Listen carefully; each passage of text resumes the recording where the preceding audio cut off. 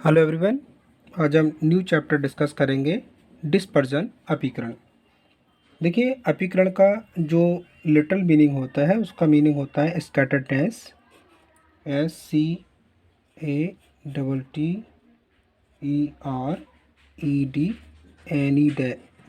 Scatteredness. इसका मतलब होता है बिखराव या फैलाव। मतलब इसके द्वारा हम ये पता लगाने की कोशिश करते हैं कि जो भी फ्रिक्वेंसी है या कोई हमारी सीरीज़ है उसमें होमोजेनिटी है या नहीं है, या उसके अंदर हेट्रोजेनिटी है मतलब विविधता है। तो इसके लिए कॉर्नर ने इसको डिफाइन किया है। कॉर्नर के according dispersion is a major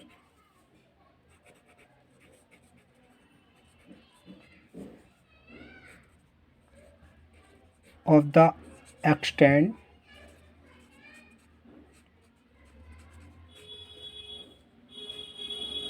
to which the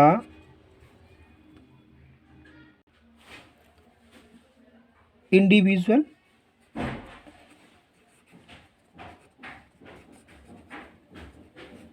items vary।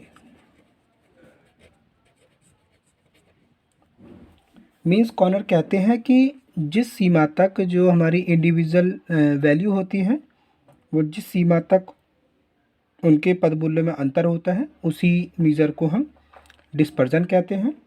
बाउलवी कहते हैं कि अपीकरण क्या होती है, ये पदों के अंतर की माप होती है और वह सीमा जहाँ तक हमारे समंक एक माध्य मूल्य के दोनों ओर फैलने की टेंडेंसी रखते हैं, उन्हीं समंकों को डिस्पर्जन या विचरण कहा जाता है।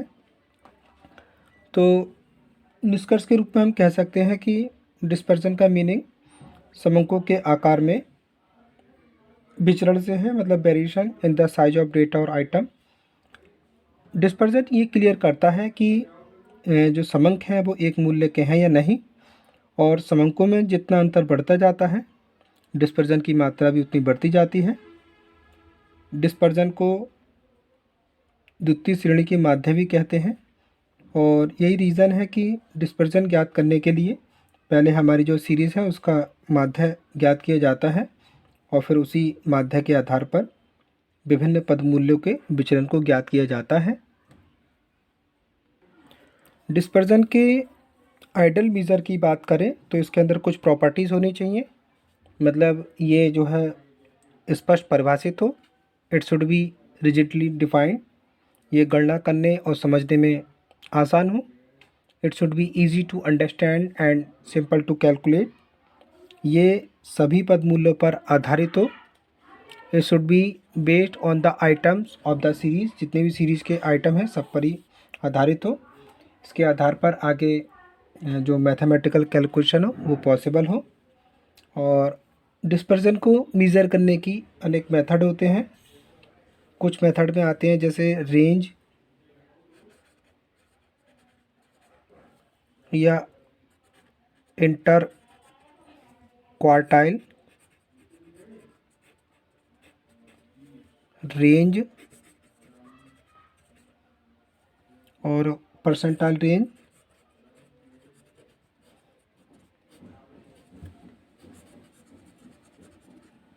तो ये जो होती हैं ये इसकी पोजिशनल मीज़र ऑफ डिस्पर्जन होता है। इसी टाइप से कुछ और भी होती हैं।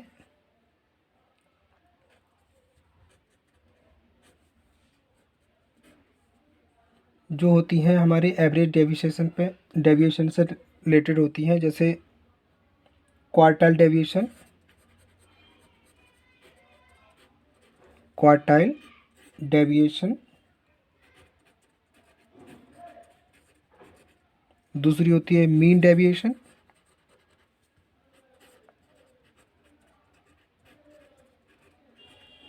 स्टैंडर्ड डेविएशन,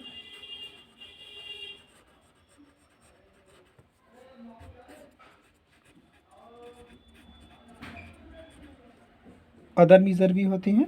इसी टाइप से ग्राफिक मेथड में कहें तो लॉरेंज कर्व आता है, लॉरेंज कर्व।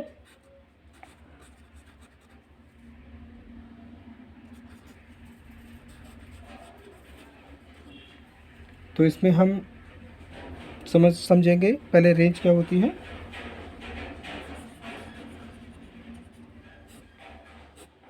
देखिए ये डिस्पर्जन का सबसे इजी मेज़र होता है। अगर इसको हम डेफिनेशन के रूप में कहें तो रेंज का मीनिंग किसी सीरीज़ में उनके जो सीमांत वैल्यू होती है उनके डिफरेंट को हम रेंज कहते हैं। जैसे इसको एक एग्जांपल से समझते हैं।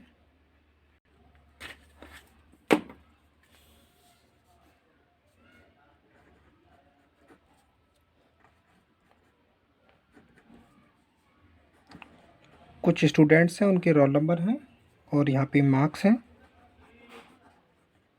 रोल नंबर 1 से 10 तक है। 1 2 3 4 5 6 7 8 9 10।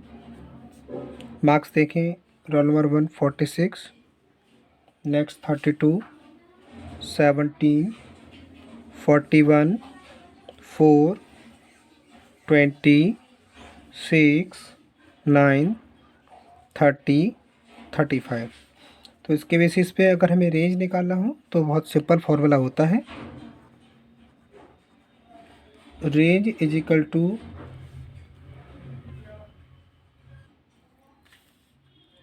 एल माइनस एस, मतलब सीरीज़ की maximum value minus minimum value. तो यहाँ पे हमें सबसे पहले मैक्सिमम वैल्यू देखनी होगी। मैक्सिमम वैल्यू 46 से बड़ा कोई नहीं है, तो ये हम दिखा देंगे 46 माइनस मिनिमम वैल्यू हम देख रहे हैं तो हमें दिखाई दे रहा है 4। तो यहाँ से हम रेंज बताएंगे तो डिफरेंट निकाल लेंगे तो आ जाएगा 42 मार्क्स। इसी टाइप से अगर हमें कोएफिशिएंट ऑफ रेंज निकालना हो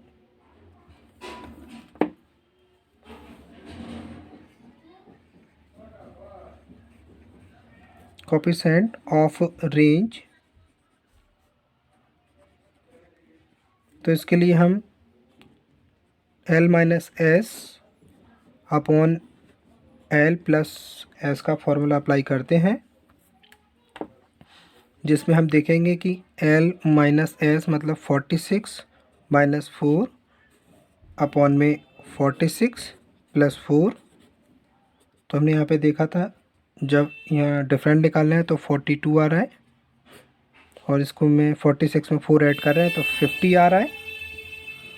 इसको सॉल्व कर लेंगे। अगर 2 से कट करें देखिएगा, 2 2 जा 4, 2 5 जा 10, 2 2 जा 4, 2 1 जा 2।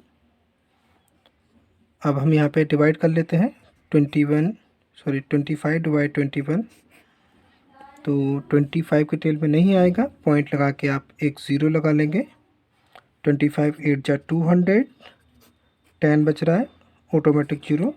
25 4 जा 100, तो इट मीन्स इसकी वैल्यू आ जाएगी 0.84।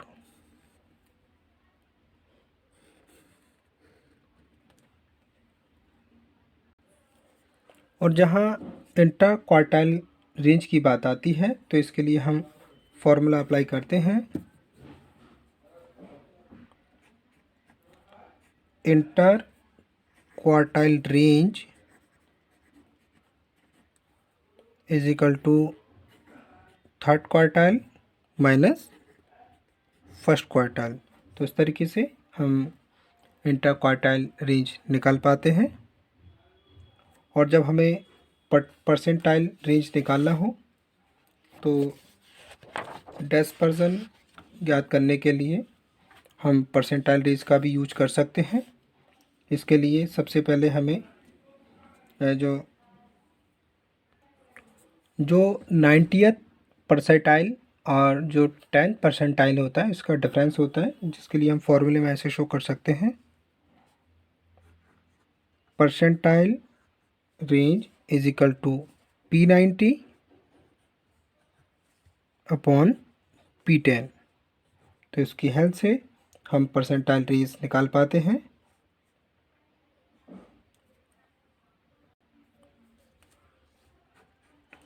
और जब क्वार्टाइल डेविएशन की बात आती है तो क्वार्टाइल डेविएशन के लिए Q3 माइनस Q1 अपॉन 2, मतलब इसका एवरेज कर लेते हैं तो ये क्वार्टाइल डेविएशन कैलकुलेशन कर लेते हैं। अगर हमें कोफिशिएंट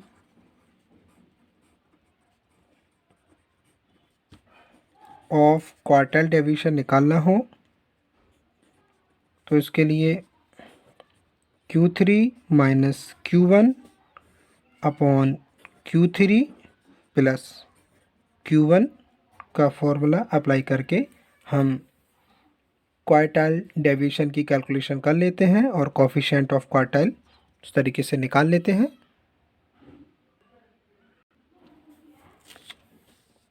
अगर हम मीन डेविएशन की बात करें तो इसको एवरेज डेविएशन या फर्स्ट मोमेंट ऑफ डिस्पर्जन भी कहा जाता है।